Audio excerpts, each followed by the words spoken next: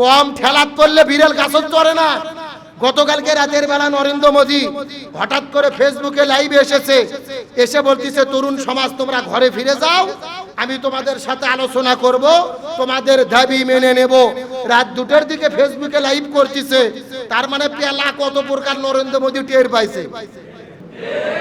আর যুগে যুগে জালেমের পরাজয় হয়েছে, মাজলুমের বিজয় হয়েছে। ভারতের তরুণ জনতা বিজয় হবে, সত্যের বিজয় হবে, তরুণরা বিজয় লাভ করবে ইনশাআল্লাহ। বলেন, কম ঠেলাত পড়লে বিড়াল গাছত চড়ে না। গতকালকে রাতের বেলা নরেন্দ্র মোদী হঠাৎ করে ফেসবুকে লাইভে এসে বলতেছে, তরুণ সমাজ তোমরা ঘরে ফিরে যাও, আমি তোমাদের সাথে আলোচনা করব, তোমাদের দাবি মেনে নেব। রাত 2টার দিকে ফেসবুকে লাইভ করতেছে। তার মানে পেলা কত প্রকার নরেন্দ্র মোদী টের পাইছে। কথা কন না গা? ঠেলাত পড়লে বিড়াল গাছে চড়ে। বিড়াল গাছে চড়ার জন্য কি কোনো মাস লাগে? নরেন্দ্র মোদী ঠেলাত পড়ার জন্য মাস লাগতেছে না। জুলাই এসেছে, ঠেলাত পড়ে নতজানু হতে বাধ্য হয়েছে। তবে ছাত্ররা বলেছে, তোমার কথা শুনবো না, আপোষ করব না। বৃহত্তর আন্দোলনের ডাক দিয়েছে। নরেন্দ্র মোদীর পতন হবে। আমার দেশের স্বৈরাচাররা ষড়যন্ত্র করে যেরকম পার পায়নি, ওই মোদীও পার পাবে না, তাদেরও পতন হবে ইনশাআল্লাহ। তাআলা জালেমের পরাজিত করে মাজলুমদেরকে বিজয়ী করুক, সবাই বলেন আমিন। তাহলে সূরা হুজুরাতের 3 নম্বর শিক্ষা হলো, আমাদেরকে এই শিক্ষা গ্রহণ করতে হবে, আমাদের ভেদাভেদ নয়, আমাদের কি করতে হবে? একতাবদ্ধ করার জন্য কাজ করতে হবে। মিথ্যা কথা বলা জায়েজ কয় জায়গায়? আর একটু জোরে বলেন। আমার প্রিয় বন্ধুগণ, মুসলমান ভাইরা গভীর মনোযোগ লক্ষ্য করুন। তাহলে মিথ্যা কথা বলা জায়েজ বললাম 3 জায়গার ভেতরে। 1 নম্বর, স্বামী স্ত্রী যদি কেউ প্রশংসা করে মিথ্যা কথা বলে, স্বামী স্ত্রীর মধ্যে মিথ্যা কথা বলা যাবে। 2 নম্বর হলো, যখন যুদ্ধ শুরু হয়ে যাবে, যুদ্ধের কৌশল হিসেবে মিথ্যা কথা বলা জায়েজ আছে। আর 3 নম্বর হলো, যখন কোন 2 মুমিনের ভেতরে ঝগড়া বিবাদ শুরু হয়ে যাবে, গন্ডগোল শুরু হয়ে যাবে, কোন ইমানদার যদি ঝগড়ায় লিপ্ত হয়ে যায়, এই 2 জন ইমানদারের ভেতরে মীমাংসা করে দেওয়ার জন্য মিথ্যা কথা বলা জায়েজ আছে। সুবহানাল্লাহ বলবেন না? 2টা ভাই যদি ইমানদার মুসলমান ঝগড়া করে, তাদের মধ্যে মীমাংসা করে দেওয়ার জন্য কি বলা যাবে? ভালো করে বোঝেন। মনে করেন যে আপনাদের গ্রামের 2 জন মানুষ এমন ঝগড়া করেছে, 10 বছর ধরে কথা বলে না। এখন আপনি যদি এই 2 জনকে মীমাংসা করে দেওয়ার জন্য মিথ্যা কথা বলেন, প্রথমে একজনের কাছে যা বললেন, ভাই তুমি তো 10 বছর ধরে ওর সাথে কথা বলো না, কিন্তু ও তো ব্যক্তিগতভাবে নিজের ভুল নিজে বুঝতে পেরেছে, সে অনুতপ্ত, তোমার সাথে এক হতে চাই। এটা ওকে বলার পরে আসার পরে পরের দিন আবার এর সাথে দেখা করে বলতেছে, ও অনুতপ্ত, তোমার সাথে আপোষ করতে চাই, এক হতে চাই। আসলে 2 জন কেউ কিন্তু অনুতপ্ত না, আপোষ হতেও চায় না। মাঝখানে এই লোকটা মিথ্যে কথা বললো, উদ্দেশ্য 2 জনকে কি করতে চায়? আরো জোরে বলেন, 2 জনকে কি করতে চায়?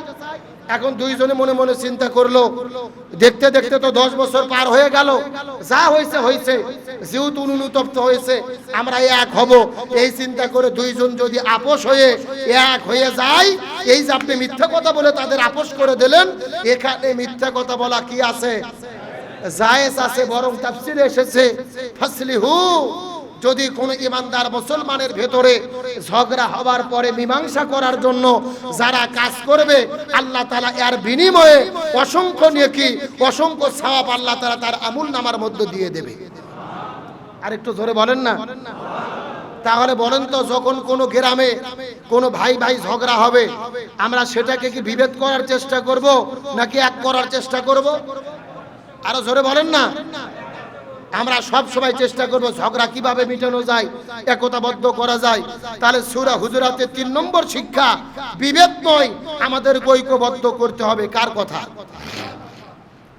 আমার প্রিয় বন্ধুগণ, মুসলমান ভাইরা গভীর মনোযোগ লক্ষ্য করুন। আল্লাহ তাআলা সূরা হুজুরাতের মধ্যে 7টা শিক্ষা আমাদেরকে দিয়েছেন। তার মধ্যে 4 নম্বর শিক্ষা আল্লাহ তাআলা কি বর্ণনা করলেন? 4 নম্বর শিক্ষা সম্পর্কে আল্লাহ সূরা হুজুরাতের 11 নম্বর আয়াতের মধ্যে বর্ণনা করে বলেন, ইয়া আইয়ুহাল্লাযীনা আমানু, হে ঈমানদারেরা, লা ইয়াসখার কওমুম মিন কওমিন, খবরদার খবরদার তোমরা বিদ্রুপ করো না। এক কওম আর এক কওমের সাথে বিদ্রুপ করো না, মন্দ উপনামে ডেকো না, গীবত করো না, পরনিন্দা করো না। চিৎকার করে বলেন তো দেখি হুকুম কার? আল্লাহ তাআলা বলে খবরদার তোমরা নিন্দা করো না, বিদ্রুপ করো না, একে অপরকে অপমান সূচক কোনো কথা বলো না। কিন্তু আমাদের দেশে একে অপরকে আমরা অপমান সূচক কথা বলি কি বলি না? আরো জোরে বলেন। আল্লাহ তাআলা বলেন তোমরা উপনামে ডেকো না। একটা মানুষের শরীর হলো একটু কালো চামড়া, তার নাম আব্দুল্লাহ, কিন্তু আমরা নাম বলি না, তার নাম রাখছি কালু মিয়া। আছে না নাই? এক ডাকতেছি কালু বলে। আবার কেউ একটু দেখতে খাটো, তার নাম রাখছি বাটে। আবার কেউ লম্বু, তাকে কারেন্টের খাম্বা খাম্বা আর আপনার লম্বু বলে ডাকতেছি। এমন ঘটনা আমাদের দেশে ঘটে কি ঘটে না? অথচ আল্লাহ তাআলা বলেন খবরদার তোমরা উপনামে ডেকো না, তোমরা বিদ্রুপ করো না, একে অপরকে অপমান সূচক কথা বলো না। অথচ আমাদের সোশ্যাল মিডিয়া খুলে দেখেন, ফেসবুক ইন্টারনেটের মধ্যে দেখেন, যুবক ছেলে পেলে ইউটিউবের ভেতরে ফেসবুকের ভেতরে ভিডিও বানায়, যার নাম রেখেছে রোস্টিং ভিডিও। কি ভিডিও? রোস্ট বোঝেন না? বিয়ের বাড়িতে গেলে মুরগি রোস্ট করে খেতে দেয় রান্না করে, আর এরা ভিডিও বানায় হলো রোস্টিং ভিডিও।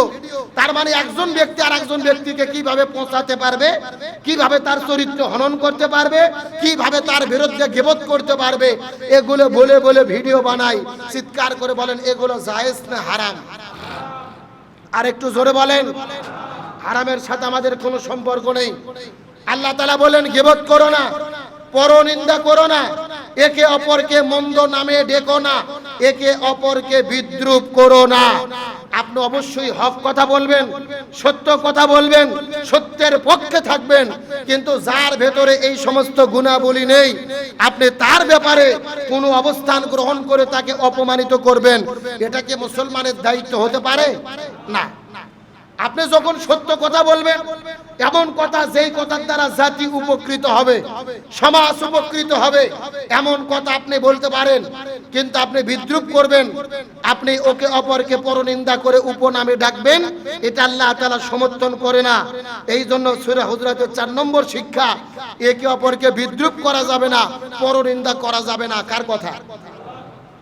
আল্লাহ সুবহানাহু ওয়া তাআলা এই জন্য সূরা হুজুরাতের মধ্যে আমাদের জন্য 7টা শিক্ষা দিয়ে দিলেন। তার মধ্যে 4 নম্বর শিক্ষা হলো আমরা একে অপরকে বিদ্রুপ করব না, একে অপরকে মন্দ নামে ডাকবো না।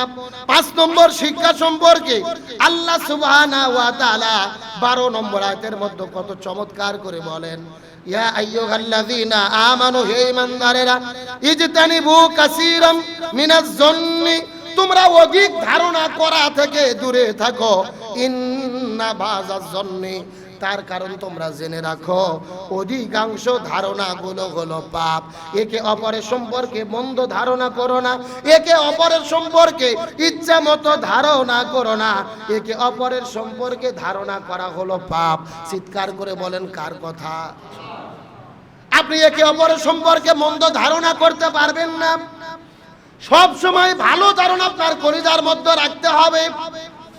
এই জন্য হাদিসের মধ্যে এসেছেন, একটা ব্যক্তি সারা রাত চুরি করার পরে নদীর মধ্যে গোসল করার জন্য যখন সকালবেলা নদীর ধারে চলে গেছেন, আর একজন ব্যক্তি তাহাজ্জুদ নামাজের সময় গোসল করে ওযু করে পবিত্র হওয়ার পরে গোসল করার জন্য নদীর কিনারায় চলে গেছেন। একজন নদীর এই কিনারায় গোসল করে, আর একজন নদীর ওই কিনারায় গোসল করে। একজন আল্লাহর ইবাদত করবে, নামাজ পড়বে, আর একজন সারা রাত চুরি করার পরে রাতের বেলা শেষ রাতে ঘুমায়া বিছানার মধ্যে ঘুমাতে যাবে। চোর মনে মনে চিন্তা করে, ওই পাশে যিনি গোসল করতেছে এই চোর মনে করে উনিও মনে হয় আমার মতোই চোর হবে। আবার ওই পাশে যিনি গোসল করতেছে উনি মনে মনে চিন্তা করে, ওই পাশে যিনি গোসল করে আমার মতোই মনে হয় ইবাদতকারী হবে, তিনি গোসল করতেছে। তার মানে যার মনের মধ্যে যা লাভ দিয়ে ওঠে, এটা আমাদের মনের আধ্যাত্মিক ব্যাপার। এই জন্য আল্লাহ তাআলা কোরআনুল কারীমের মধ্যে বললেন, তোমরা খবরদার একে অপরের ব্যাপারে কুধারণা করো না। এটা কুধারণা করা অধিকাংশ গুনাহ। আপনি একজন ব্যক্তির ব্যাপারে কেন কুধারণা করবেন? একজন ব্যক্তির ব্যাপারে আপনি কেন তার দোষ তালাশ করবেন? কেন তাকে অপমানিত করার চেষ্টা করবেন? এটা শরীয়ত কখনো সমর্থন করে না।